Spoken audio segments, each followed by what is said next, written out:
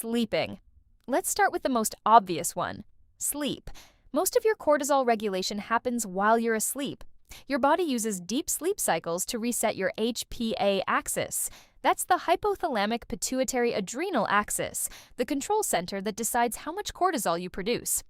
When you shortchange that process, cortisol doesn't drop the way it's supposed to at night, and it doesn't follow its natural rhythm the next day either. You wake up already elevated, already behind. The sweet spot is 7 to 9 hours of quality, uninterrupted sleep in a cool, dark room. And yes, I said quality. Lying in bed scrolling for 2 hours and then getting 6 hours of broken sleep does not count. Your bedroom temperature should sit around 65 to 68 degrees Fahrenheit for optimal hormone regulation.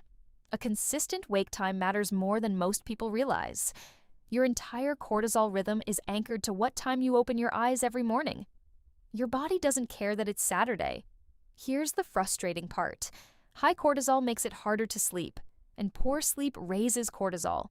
It's a vicious cycle that feeds itself. The way you break it is by attacking both ends at once, and everything else in this video helps you do exactly that. Morning lighting.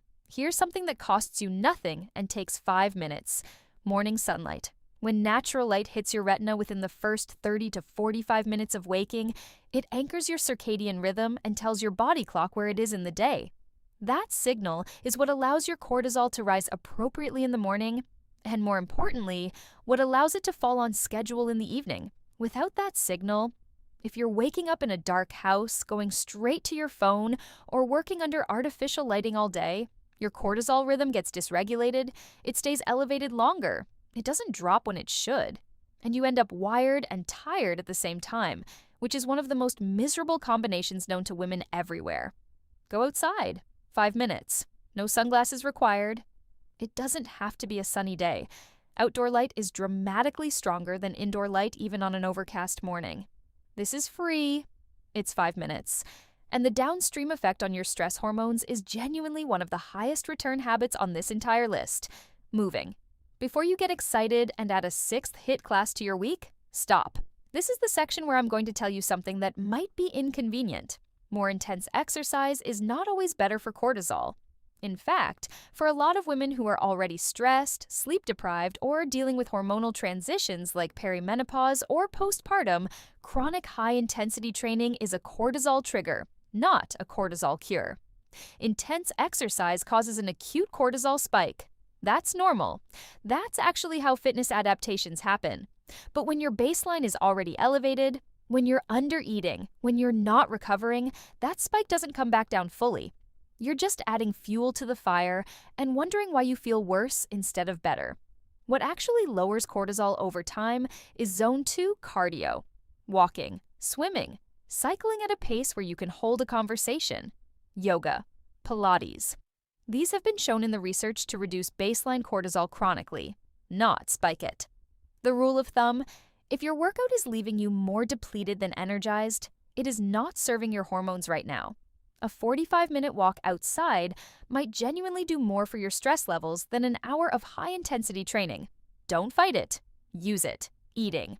Now, before you sprint to the nearest wellness influencer's meal plan, let me clarify what actually matters here. Your cortisol has a direct relationship with your blood sugar.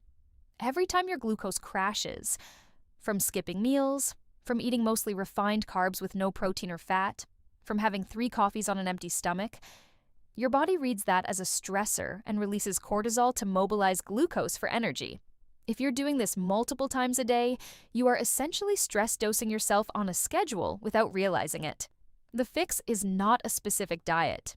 It's blood sugar stability, protein, fiber, and fat at every meal. Eating before you hit the hunger panic stage, because by then cortisol has already been released. And being thoughtful about caffeine, coffee alone raises cortisol, especially in the morning before you've eaten. Pair it with food, and the effect is much more manageable.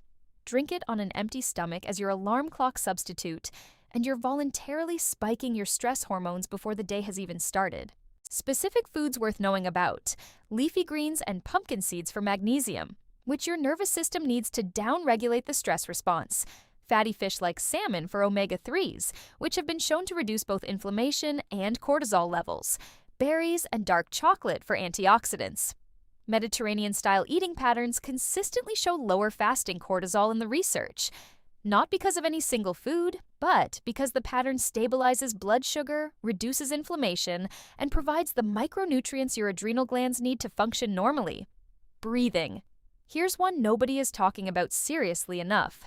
The physiological sigh, a double inhale through the nose followed by a long, slow exhale through the mouth, has been shown in Stanford research to be the single fastest way to downregulate your stress response in real time.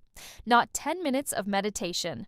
One breath, done correctly, measurably shifts your nervous system out of fight or flight mode. Your body is always scanning for cues about whether you're safe or in danger. Extended exhales, slow deliberate breathing, even humming. These activate the parasympathetic nervous system, the rest and digest counterpart to the cortisol spiking panic system. And here's the thing, your body doesn't require a 45-minute wellness ritual to get that effect. Even 10 intentional breaths during a stressful moment, at your desk, in your car, standing in a line, creates a measurable shift. Build these as micro-interruptions throughout your day, not as one big practice you'll eventually do perfectly. Cortisol is built by hundreds of tiny stress accumulations. It comes down the same way. Limiting. Let's talk about what you need to reduce. Alcohol first. Even moderate drinking disrupts cortisol patterns and sleep architecture. That nightly glass of wine that feels like it relaxes you, it's suppressing your sleep cycles and blunting your body's ability to regulate cortisol overnight. I'm not saying become a monk. I'm saying understand what it's actually doing. Chronic undereating is another one that blindsides women specifically. Severe calorie restriction triggers a cortisol spike. Your body reads fasting and scarcity as a threat. The trendy diet that had you feeling great for 2 weeks and terrible for the following 2 months? Probably this. You can't cut your way to balanced hormones. Then there are the inputs you might not have thought of as stressors. Doom scrolling is a cortisol drip, not a spike. A slow, continuous background hum of threat perception that keeps your nervous system lightly activated all day. True crime podcasts during your commute, news notifications every 20 minutes, group chats filled with low-level dread. None of these feel dramatic. Cumulatively, they are. Curating your information environment is a legitimate health decision, not a luxury. Recovering. This is the one that gets treated as optional and shouldn't be. Recovery is not what happens when you're doing nothing. It's an active process your body runs when it's given the conditions to do so. And for women, the research is clear. Social stressors, conflict, emotional labor, overcommitment, feeling unheard,